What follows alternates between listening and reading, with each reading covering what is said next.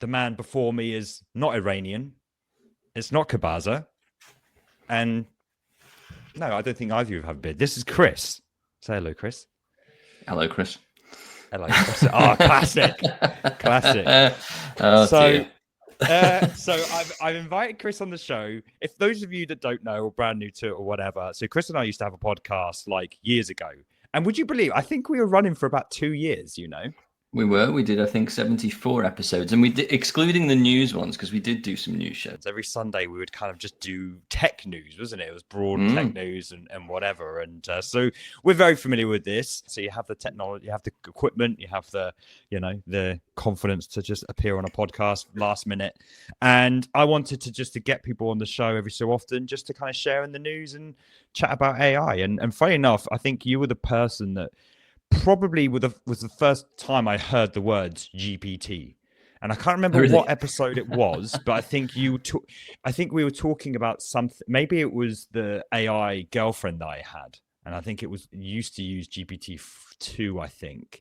Anyway, GPT-3. I think the start was. I think. Yeah, but I just have this thing in my head about GPT-4, 2. Sorry, 2. But anyway, so very familiar with tech, and you've done software engineering and all the rest of it, so it just felt quite natural to bring you on the show and chat about the news. I remember diving into the AI as soon as it was open, and as soon as ChatGPT was a thing, and you had to sign up for a beta.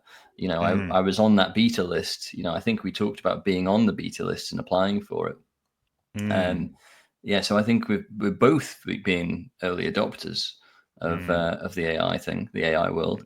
We, more specifically, you had what was his second name? Blake Lemoine from Google, who actually lost his marbles and announced that Google Gemini was, well, this is before it was called Gemini, wasn't it? Google was sentient. I don't know how you managed to get him on the show, but we were one of the first people to actually interview him, and it helped. He interviewed on that tech show at the same time as he was interviewing with like Bloomberg and NBC. Yeah. So I think we did get quite a good scoop there. Yeah, for sure. Let's dive into the news and see where we go. The Dia browser, which is an AI-based or AI-focused browser, and the owner, Josh, or CEO, went on to the Waveform podcast and spoke about it and kind of give us a lowdown on what it's going on. And this is something I've really tried to wrap my head around. What browser do you use, Chris? Do you use Arc? How are you deving these days? I'm old school. I'm using Chrome. Oh, goodness me. Oh, goodness.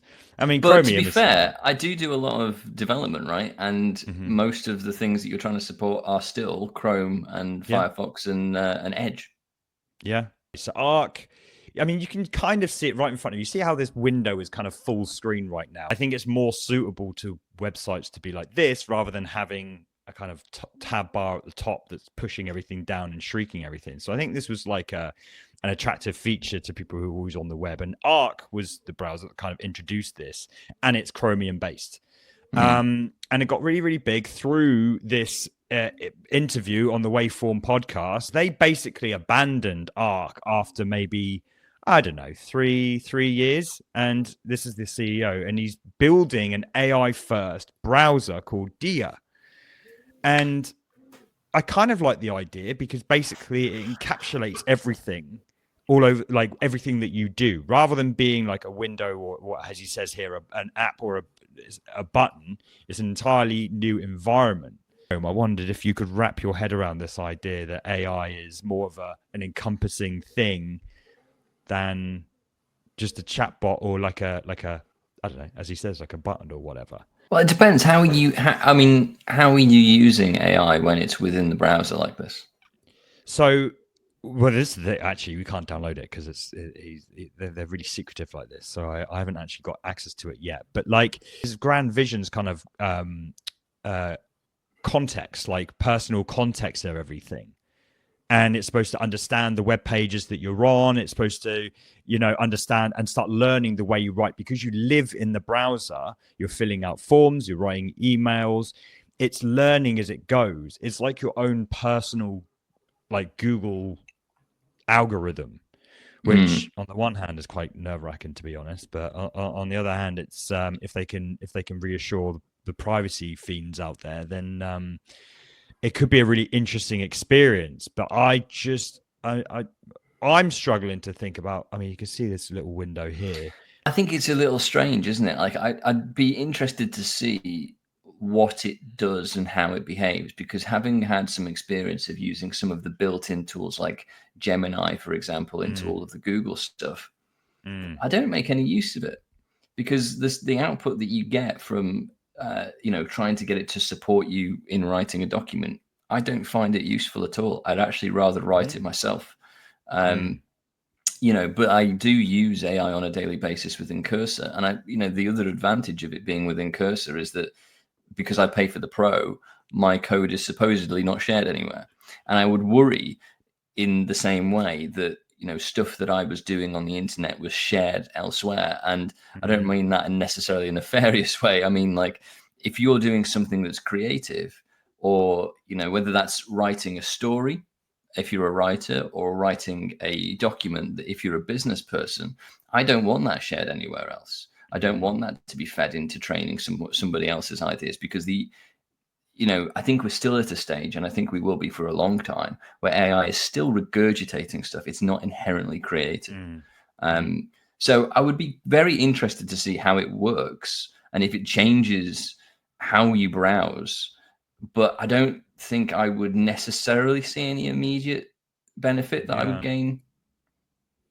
Yeah, I'm struggling with it. But in the same vein, Opera also announced their AI browser, Opera Neon. And again, this is supposed to understand everything and help you with tasks. This has got it's like a 3-step program, right? You've got chat, which is your classic chat if you want it to help you out with certain things, answers and stuff like that. You've got do. This one's an agent. And are you familiar with agents? Have you been digging into the world of AI agents, Chris? Yeah, I've built a few. Built a few AI agents. Jesus Christ. Oh, yeah.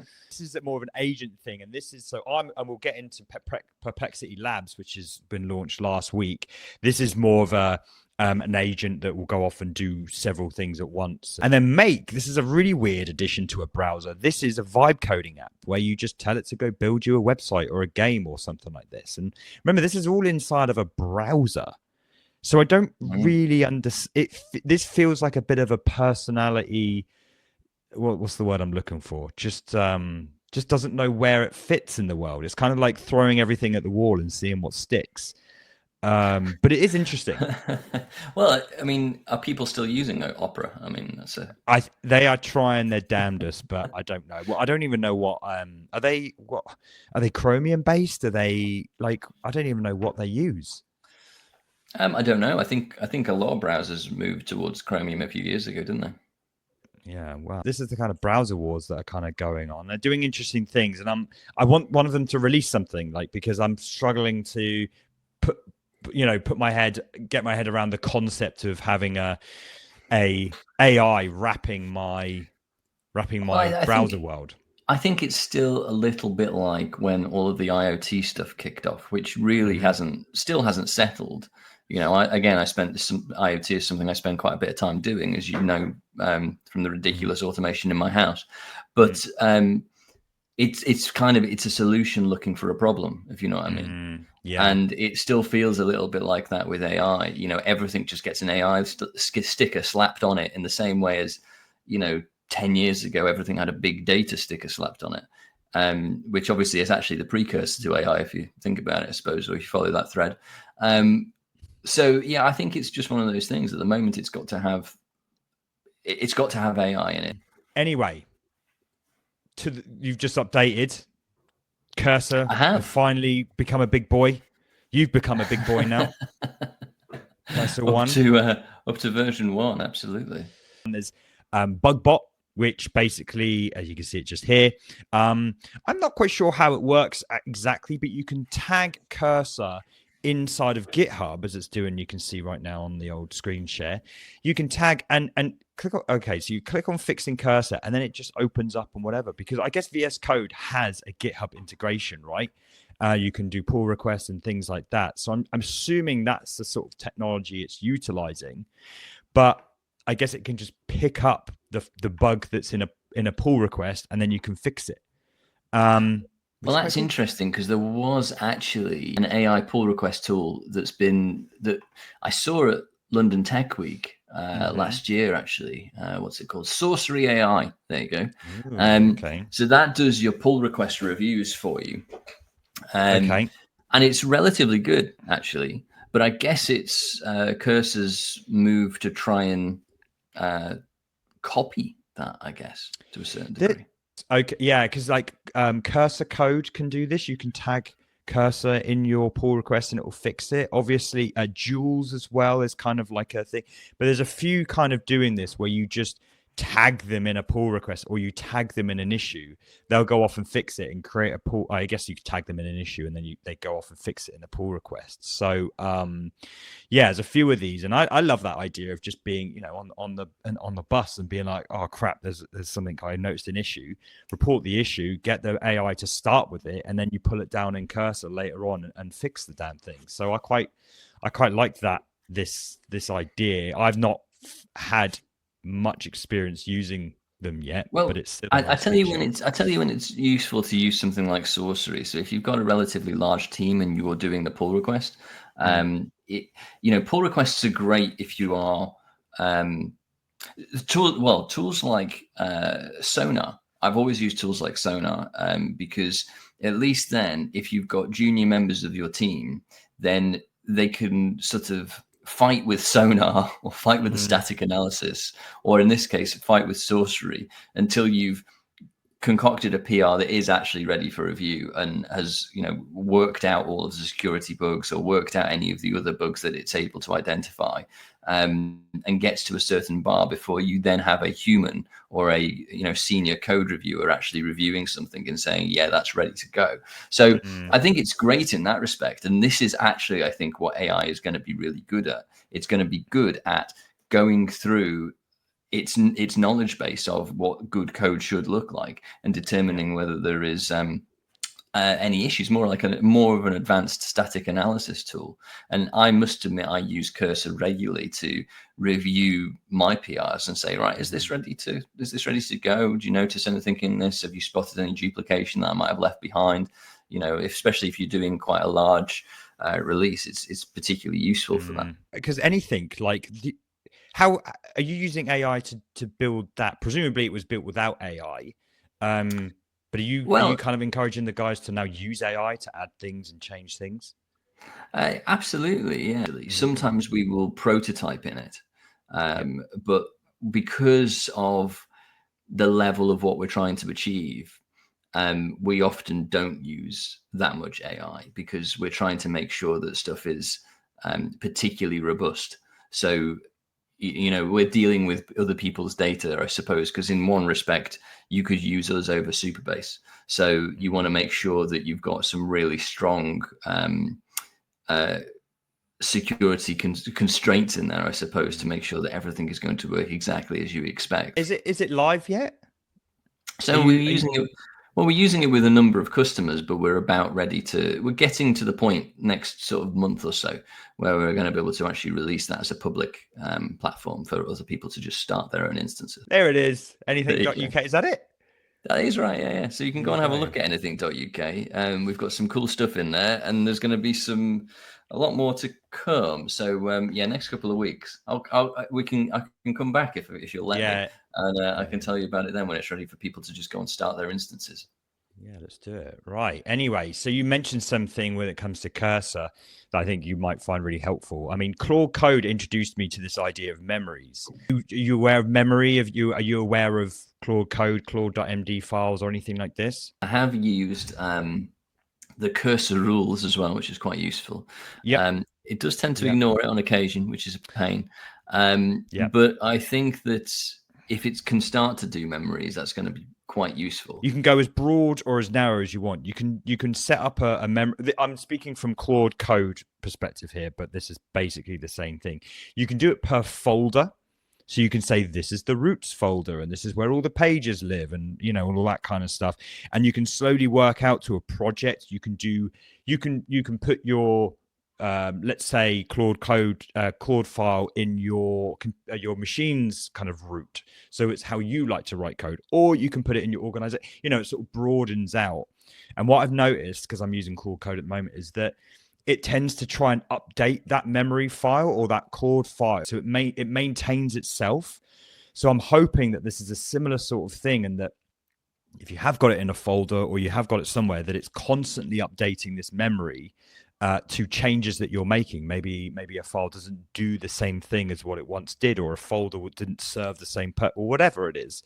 So I'm really excited about memories. I've alluded to it in a video that I released last week. I think this is one of the biggest. This is before Cursor released it, to be honest. But memories and task management are two big things I think that are going to help us start to step back from hand coding things and have more trust in AI coding things. It's going to allow you to be more consistent, because I still think that you can't let it just get away with everything, because quite frequently it will change the architecture, especially if you are doing something other than, say, more standard things like I'm coding in Next and Tailwind. We've also got background agent. It's something I've not had a tremendous amount of experience in, but you can remote coding agent. So you can set off agents to run and do things as you write code, which is pretty handy.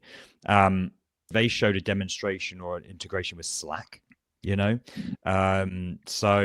I don't know. It's an improvement. We'll just trust them with their word.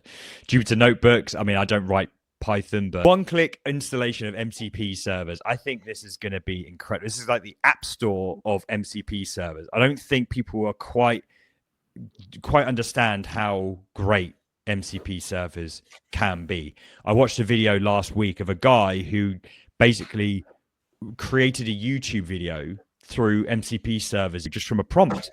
It kind of generated a script, it generated storyboards, it created images, it blended between those images using FAL, generated a voiceover, all through like natural language and describing it in a thing. So I think there's just going to be an explosion of loads of MCP servers. There's the App Store there, Notion, Figma, and all the likes of it. So I think this is going to be really good. Richer chat response, which is just a more interesting. I think I show graphs and tables and things like that. Always welcome. Nicer update to the settings dashboard. Cursor One, it's become it's grown up. It's become a teenager now, which is pretty cool. Gemini goes global. So Gemini Ultra, which gave access to have you seen like the VO3 stuff that has been released? It's not particularly familiar with the VO stuff. So, I mean, Google, it's a $250 plan, basically, that included, obviously, Gemini, the chat apps with the advanced models, but the VO3 stuff, which is just some crazy video generation. All this was like in America only, so they've rolled it out globally, and it's $234, I think. $234. Dollars a month, which is really cool. The VO3 stuff is available on the Pro plan, but which is only $20 or something like that. But you get very limited usage. Like even on the $250 plan, you got limited usage. But VO3, I think it's 10 uses a month, was it, or something? 10 videos a month on the Ultra or the Pro. I don't know. I saw it in this article. I think it was 10 uses a month. You get. It sounds like that's even the Ultra. It's it's that intensive. Something really interesting, actually, that I found out about reading about this is this Synth ID watermark technology. So what this is doing, it's Google DeepMind's created this identification system to obviously Google have created this ecosystem, but they can tell whether something has been generated with AI. And they mentioned something about cropping and filtering, and I'm guessing it's just these little things here or there that happen to let you know. It's like a key, I guess, that lets you know that it's been generated. So this is big business, and I think this will be one of the most important things going forward, to know if like you're actually watching a politician do something real or whether it's a deep fake or whatever. Well, I think that's interesting because I suppose it's a little bit like DRM technology, Exactly. so the digital right management stuff. The thing that struck me with that is if you were to say do a pass over a video, even if it's just like providing a LUT, I suppose, over a whole video, is that then going to watermark it and say that this is AI? Well, maybe that's just a prompt to the user to suggest, or a prompt to the system to say it's been AI generated, and it's up to the artist or the creators to actually be transparent about where it's used. Apparently, they've watermarked over 10 billion pieces of content already with it. So, I mean, I know that's small in the grand scheme of the internet, but it's a lot. It's a fair amount. It's a lot. And then on the subject of Gemini Ultra and stuff like that is Pro Deep Think as well. You get with Ultra, which is a hybrid model that's supposed to be just amazing at everything. It takes the deep thinking and speed and rolls them into one as well, which we've spoken about on the show before, but like that's kind of what you get. Apparently it's good for coding as well, so that's pretty cool. And also then back to web, Claude Pro again. You use Claude Code? I do, yeah, but within Cursor. So predominantly Claude Sonnet 4 at the moment. Yeah. The news here is that they've now released it on the Pro plan, which it wasn't available. You had to get this $100 plan to get access to Claude Code. So now for $17, you can get probably a reasonable amount of access. So again, what's your bill like? Are you using max mode at all? No, I'm not actually. Okay. And I think I'm worried that it will just spiral out of control very quickly because especially that's exactly why these plans exist. Yeah, because you can get to the where it'll tool chain like 25 commands.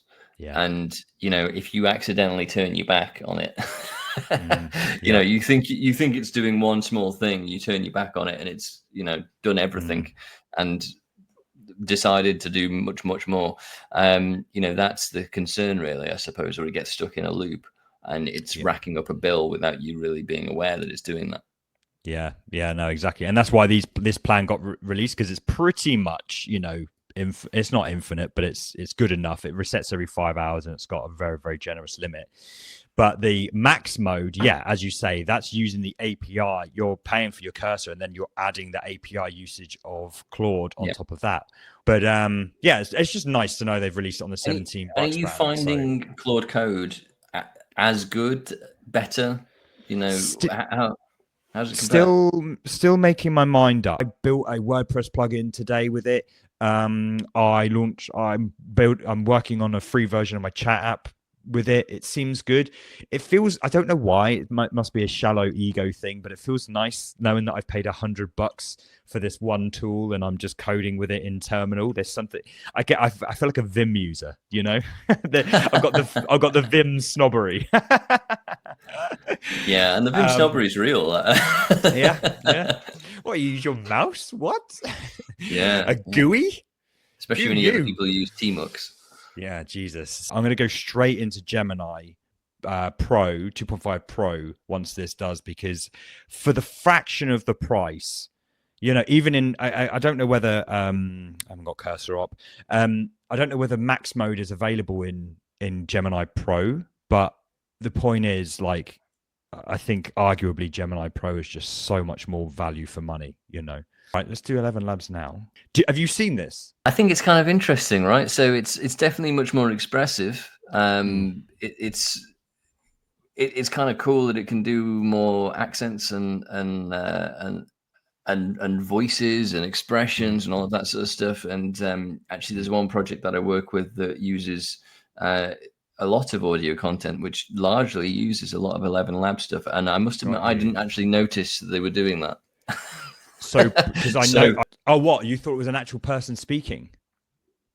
I hadn't paid a huge amount of attention to what was actually being said, but it hadn't twigged with me that it was AI until I was told that it was AI. Wow.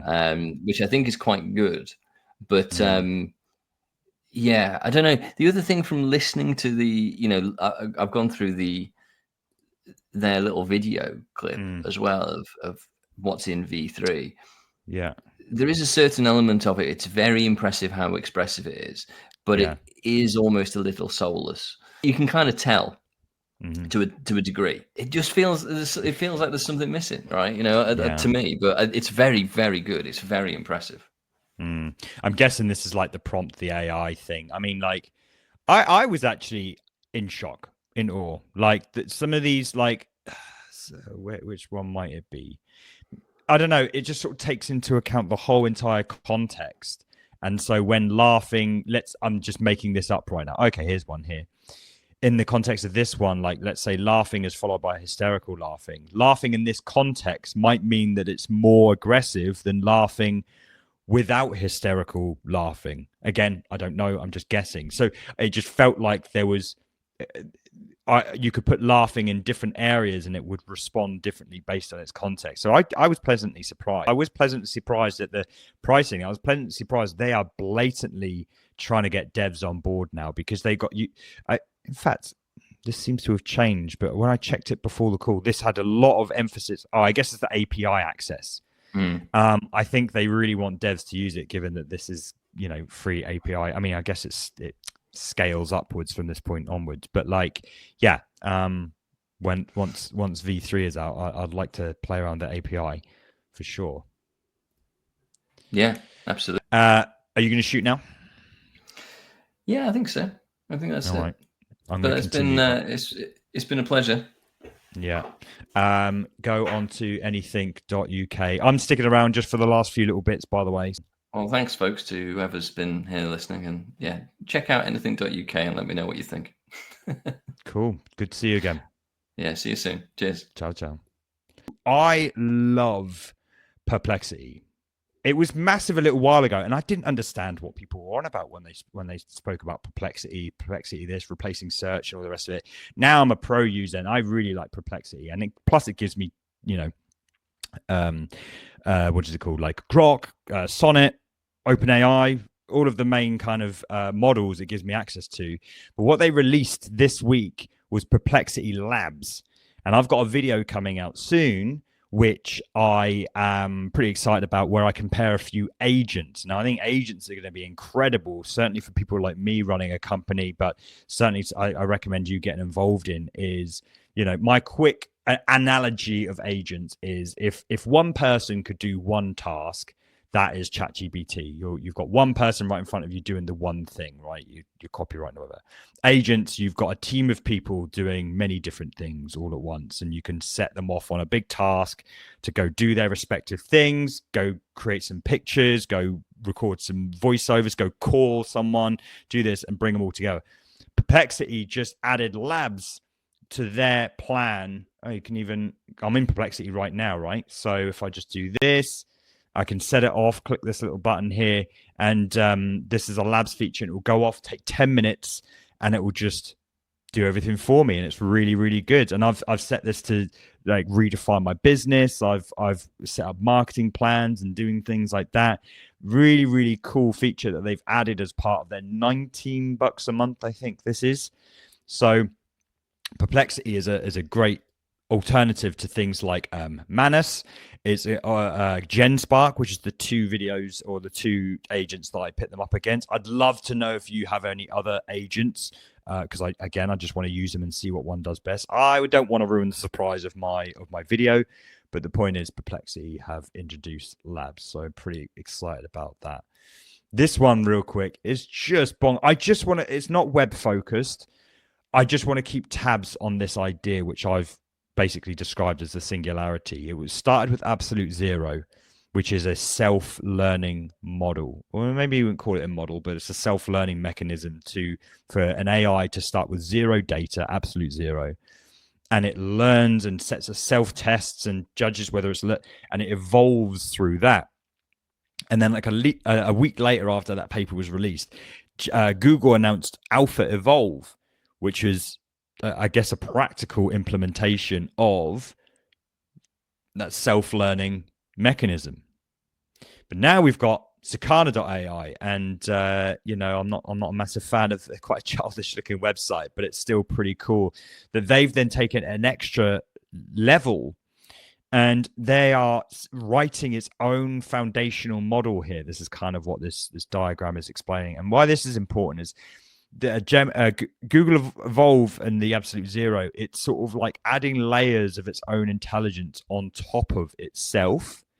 And it's still achieving roughly the same thing, but this one is updating its foundational model. And that is, I mean, again, this for me is the last remaining,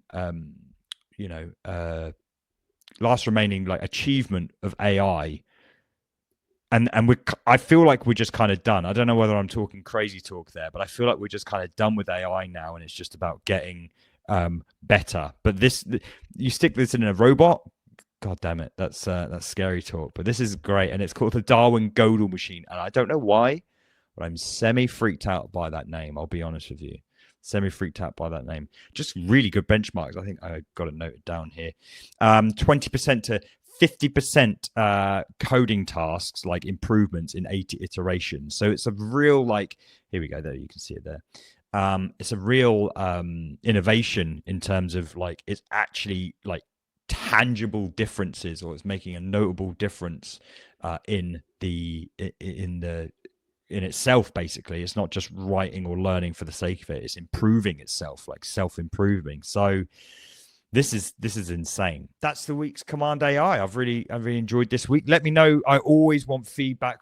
Kabaza hasn't been here. If you've just joined us, Kabaza isn't here because he had some other stuff to attend to, but he will be back next week. Chris joined us. Hopefully all three of us were going to be here, but we are going to be looking for guests.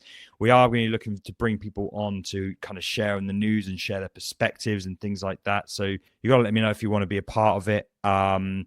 Shout out as well to my I really fucking hate AI.com.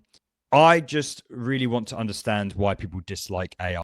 Thank you guys for tuning in. Thanks for tuning into Command AI. Join us here we try and do every single Friday at 4 p.m. UK time, 5 p.m. Central European time. Try and do it live. There will of course be a roundup going out on the weekend, and there'll be shorts and all the rest of it. But if you do want to join the chat, you do want to join the banter, then feel free to come join us live. Next week we should be back on schedule, and of course find me on Twitter is 0x5m5. Let me know of any really interesting AI news that I can either make videos on or cover it in the week's Command AI. Cool. Thanks guys. Peace out. Keep on vibing.